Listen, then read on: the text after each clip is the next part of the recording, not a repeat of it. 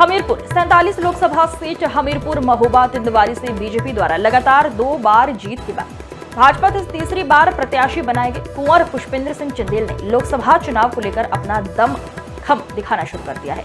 सांसद ने सैकड़ों गाड़ियों के साथ काफिला निकालकर जोरदार शक्ति प्रदर्शन किया। कुमार पुष्पेंद्र सिंह चंदेल वर्ष 2024 के चुनाव के बाद तीसरी बार भाजपा से टिकट मिलने के बाद लोकसभा का चुनाव लड़ रहे हैं, जिसको लेकर कुंवर पुष्पेंद्र सिंह चंदेल ने जिले की तहसीलों से लेकर शहर मुख्यालय में सैकड़ों गाड़ियों के साथ रोड शो किया। चौरा मंदिर पहुंचकर पूजन अर्चन के बाद सांसद ने कहा कि बुंदेलखंड देश का सबसे पिछड़ा क्षेत्र था।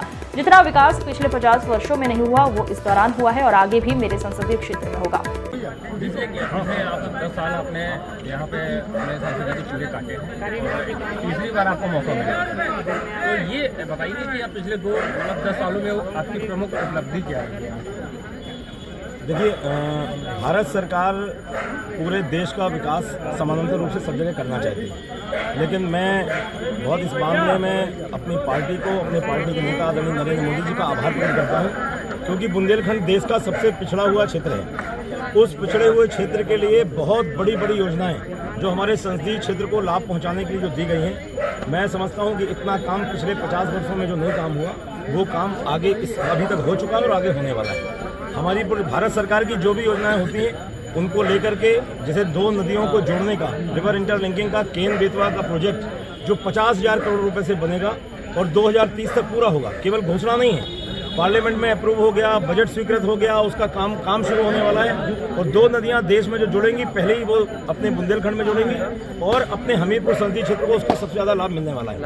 आप देख रहे हैं, अब हम लोग हमीरपुर में खड़े हुए हैं, हमीरपुर से लेकर के कबरई तक, यहाँ आप देखें, यहाँ से कानपुर तक कितनी रोड में चलने में कितनी कठिनाई लंबे समय से हो रही थी। पुरानी सरकारें जो सपा बसपा की थीं, वो पैसे खाने के चक्कर में, भ्रष्टाचार के चक्कर में, अपनी जेब भरने के चक्कर में जो रोड 4 लेन बनना चाहिए था, उस रोड को उन्होंने 2 लेन बनाया और एक प्राइवेट कंपनी को बिल्ट ऑपरेट ट्रांसफर स्कीम के तहत बेचने का काम किया। मैं बेचना शब्द बोल रहा हूँ, आप गौर करिएगा, देने का काम नहीं किया, सड़क को बेचने का काम किया। और वो किस बात पर बेचने का काम किया? सपा बसपा की सरकारों ने हमारे यहाँ के नौजवानों की, मोटरसाइकिल चलने वाले, साइकिल चलने वाले, पदयात्रियों की, उनकी जिंदगी से उन्होंने समझौता करके अपने खजाने भरने का काम किया। मैं आभार प्रकट करता हूँ आदरणीय नरेंद्र मोदी जी का, आदरणीय योगी आदित्यनाथ जी का, हमारे आदरणीय हमारे राष्ट्रीय राजमार्ग परिवहन मंत्री आदरणीय नितिन गडकरी जी का। हम लोगों ने उनसे मांग रखी और उन्होंने पूरी सड़क कानपुर से सागर तक पूरी स्वीकृत की। और जो हम लोग बोल रहे थे कि हमारी कबरई से लेकर कानपुर तक इस रोड को, कबरई से हमीरपुर तक 4 लेन बनाया जाए और हमीरपुर के आगे इसको 6 लेन बनाया जाए। भारत की संसद में हम लोगों ने कई बार इस मुद्दे को उठाया। मैं अपने आप को सौभाग्यशाली मानता हूँ, हमीरपुर के सभी सम्मानित मतदाताओं के आशीर्वाद के कारण से हम लोग उसे पूरा कराने में सफल हुए और एक ग्रीन फील्ड हाईवे कबरई से नया बन रहा है। ये जो 2 लेन रोड बना रहेगा, नया 4 लेन बनेगा, ना कोई बाजार तोड़ा जाएगा, मोदहा का, कबरई का, भरुआ सुमेरपुर का, हमीरपुर का, घाटमपुर का, कबरई से लेकर के कानपुर तक पूरा एक ग्रीन हाईवे बनेगा जो एक्सप्रेस वे की तरफ पर बनेगा।